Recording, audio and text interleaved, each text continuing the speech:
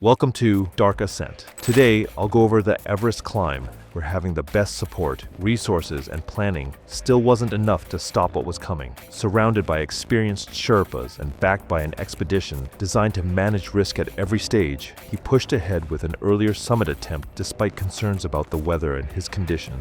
Knowing how this story ends, it's hard to look back at the final push the same way. It was May 14th, 2019. High in the western CWM, beneath Everest's southwest face, Camp 2 sat at 21,300 feet above sea level, as climbers across the mountain began positioning for the narrow summit window that would determine the outcome of the 2019 season. Victor Langford was a 55-year-old commercial real estate developer from Dallas, Texas. He'd spent decades managing big projects and complicated operations, so he was used to situations where planning, resources, and strong leadership helped keep uncertainty under control. By the time he arrived on Everest, he had a large support team, extensive logistics, and backup plans for just about everything. He believed those advantages would give him the best possible chance of managing the risks that came with climbing Everest. And to be fair, the infrastructure was there. The people were qualified. The systems were working. The challenge was that Everest could make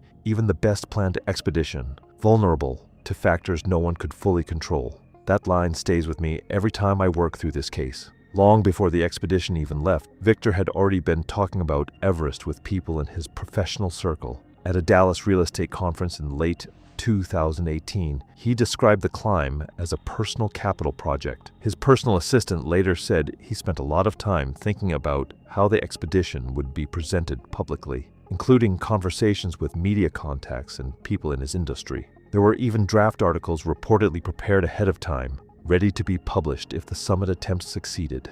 Articles prepared before he even reached the summit. Looking back, that detail feels strange, because it shows just how much confidence surrounded this expedition before the mountain had given its final answer. For Victor, the climb wasn't just about the mountain. After his company lost a major redevelopment bid in Phoenix, colleagues noticed he became more focused on taking on highly visible challenges. Everest represented something larger than a personal achievement. It became a symbol of ambition and persistence. Colleagues later recalled that he talked about the mountain often, using it as proof that he was willing to take on huge challenges and operate on a larger stage. He had no documented history of cardiac disease, and his previous experience with altitude illness had been limited to mild symptoms that resolved without treatment. A sports medicine physician in Dallas cleared him for the expedition after a comprehensive medical evaluation, and nothing in his record suggested he was unfit for a high-altitude climb. The limitation was not the examination itself. No test performed at sea level can reliably predict how a particular body will respond to the extreme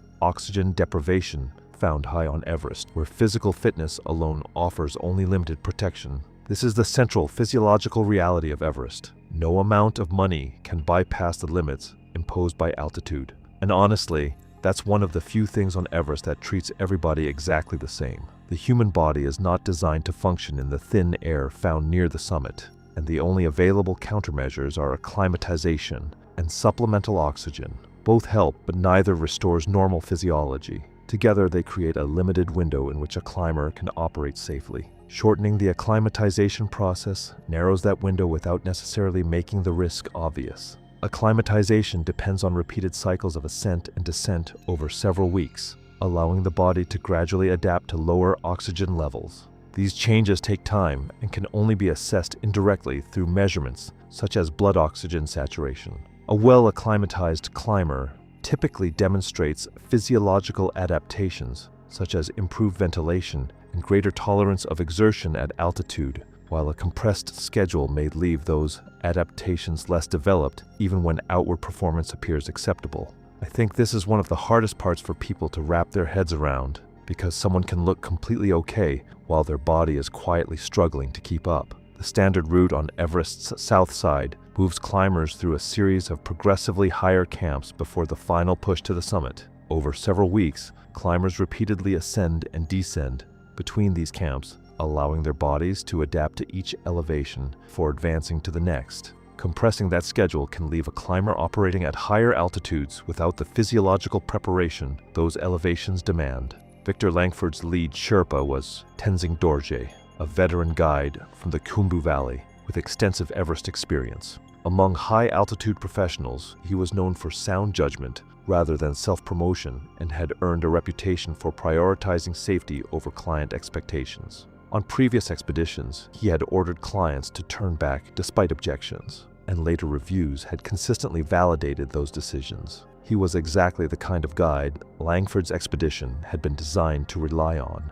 Tenzing had earned that reputation through years of difficult decisions where turning around was sometimes the safest choice. Victor arrived at base camp in mid-April with his team and support infrastructure fully in place. Situated on the Khumbu Glacier, base camp serves as the staging area for Everest expeditions and functions as a temporary settlement during the climbing season. The expedition included extensive logistical and medical support, with a physician maintaining detailed health records throughout the climb. The first thing that really stood out in those medical records showed up just a few days after Victor arrived. The expedition physician noted mild peripheral edema, which can be a sign that the body is having a harder time adjusting to altitude than expected. It wasn't serious enough to stop the climb or anything like that, but she did recommend taking a little more time to rest before the first acclimatization rotation. Victor chose to stay on the original schedule. The physician's recommendation was precautionary rather than restrictive, and the expedition moved forward with continued monitoring.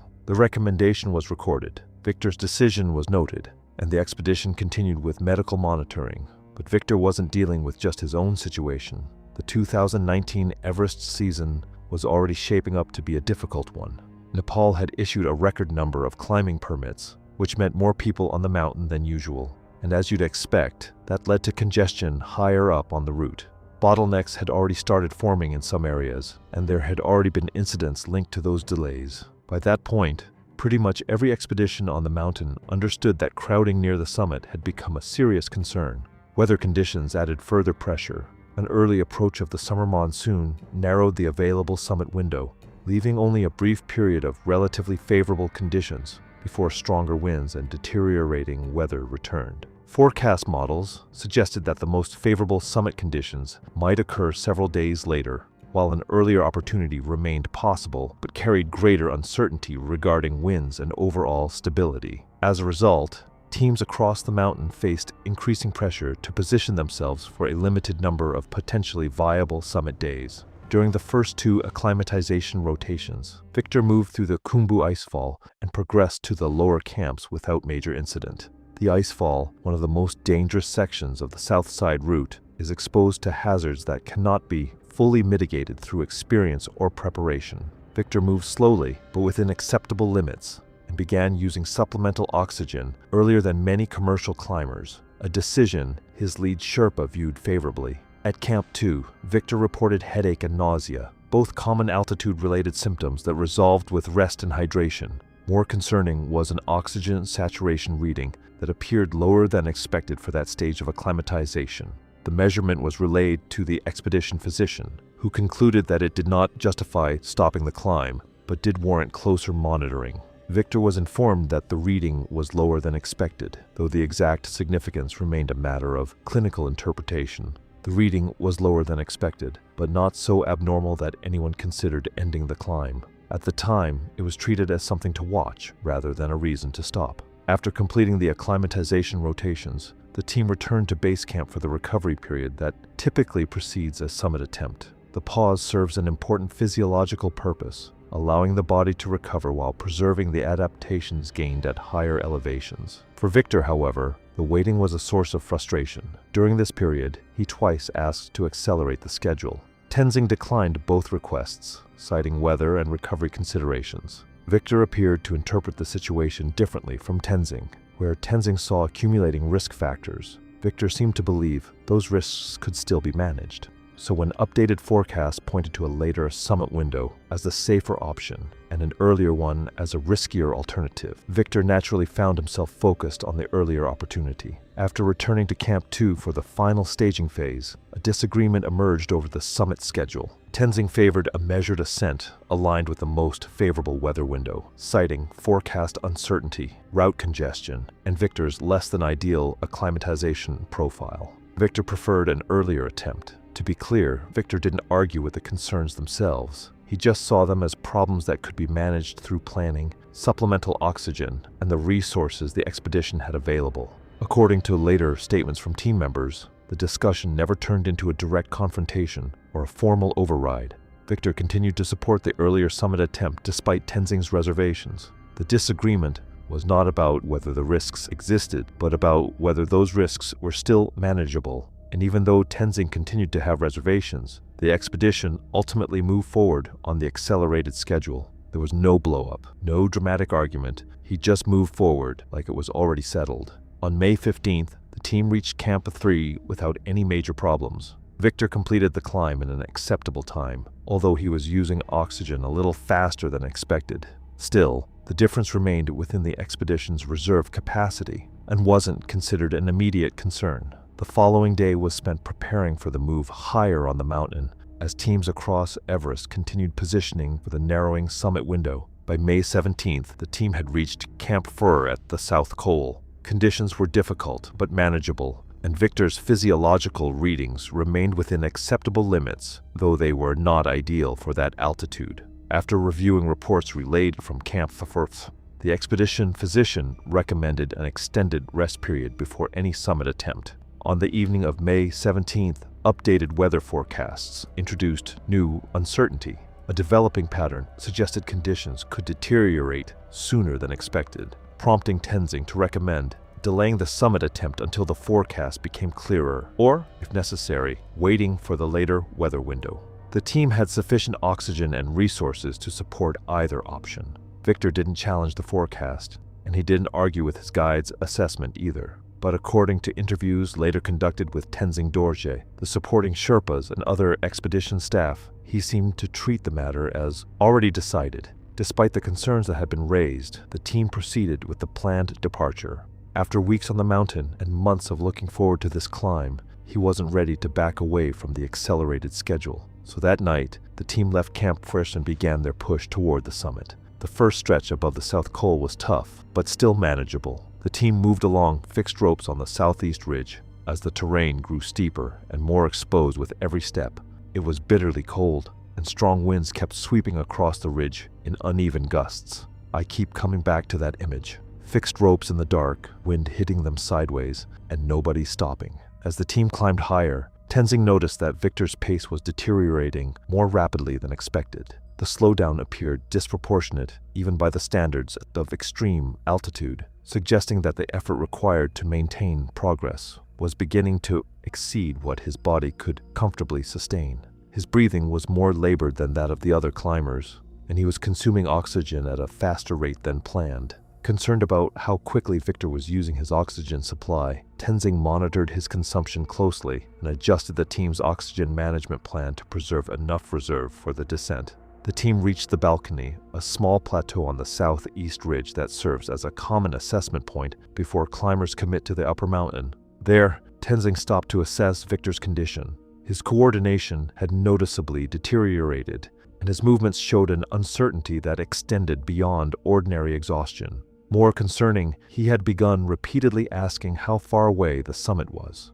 The issue was not the question itself, but the manner in which it was being asked. To the Sherpas, it suggested a growing loss of situational awareness rather than a simple desire for information. The same question, over and over, in the same tone. Tenzing knew exactly what he was looking at. Taken together, the signs were becoming hard to ignore. Victor's coordination was slipping. He seemed increasingly disoriented, and he kept asking the same questions over and over. To Tenzing, it looked like the early stages of hypoxic cognitive impairment, a condition where a lack of oxygen starts affecting the brain's ability to think clearly and make good decisions. That's what makes it so dangerous. A person can still be awake, still talking, still carrying on a conversation, while their judgment is quietly getting worse. At that point, Tenzing decided the climb was over. The team needed to turn around and head back down. Good, that is the right call, and Tenzing made it. Victor didn't take the decision well at first. He was still conscious, still responsive, and still able to talk. But the things he was saying were starting to feel disconnected from what was actually happening around him.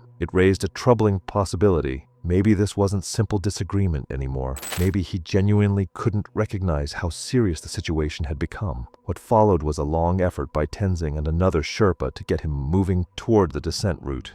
At first they tried talking him through it, then they tried again. But as the situation dragged on, words weren't enough. Eventually, the guides had to physically direct his movements. They're standing on an exposed ridge in the dark, trying to reason with a man who can no longer be reasoned with. Victor could still walk and he could still speak, but by then his behavior suggested that his ability to think through the situation clearly was already slipping away. The descent back to Camp 4 remained technically demanding. The route followed steep, exposed terrain protected by fixed ropes, where precise movement was required, even under normal circumstances. Deteriorating weather increased the difficulty, placing additional strain on a team that was now managing both the mountain and a climber showing signs of cognitive impairment. The team had descended a significant distance below the balcony when Victor lost his footing. Tenzing was managing the descent from below, while the supporting Sherpas maintained close contact with Victor on the fixed line above. The incident occurred on a stretch of wind-scoured ice where secure footing had become more difficult to maintain. Victor slipped and slid downslope before his harness caught on the fixed rope. The safety system functioned as intended, stopping the fall and preventing a far more serious accident. However, the force of the arrest partially dislodged his oxygen mask, breaking its seal against his face. My stomach drops every time I get to this part. The rope held, and then the mask came loose. Tenzing was positioned below Victor on the route, and the terrain made it difficult to reach him immediately after the fall. By the time the guides reached his position and restored effective oxygen delivery, Victor had become progressively less responsive and was no longer capable of meaningful interaction. Later assessments suggested that the interruption in effective oxygen delivery, combined with the extreme altitude and his already deteriorating condition, likely contributed to a rapid decline in neurological function and loss of consciousness. Tenzing and the supporting Sherpas immediately began trying to get Victor down the mountain. To do that, they had to secure him between multiple guides and physically help manage his movement along the route. And even in good conditions, moving an incapacitated climber at that altitude is incredibly difficult. On steep terrain, with the weather continuing to worsen, it turned into a slow, exhausting, and increasingly dangerous effort for everyone involved. The team managed to carry him for roughly 400 vertical feet, and for a moment, there were some encouraging signs. Victor regained partial responsiveness and seemed at least somewhat aware of what was happening around him. He was even able to make some limited movements with his legs, which helped ease a little of the burden on the team. 400 vertical feet. I can't stop thinking about what it cost Tenzing and his team to get him even that far. But the improvement didn't last. At 26,700 feet, with Camp 4 still several hundred vertical feet below, Victor collapsed completely and could no longer be moved. Subsequent weather reconstructions suggested sustained winds in excess of 45 miles per hour in the area at the time. The temperature, accounting for wind chill, was in the range of negative 38 degrees Fahrenheit. The team established a temporary windbreak using equipment from their packs, a partial shelter against the wind that offered limited protection from direct exposure while they continued oxygen administration, and attempted to stabilize him, and administered supplemental oxygen at the highest available flow setting.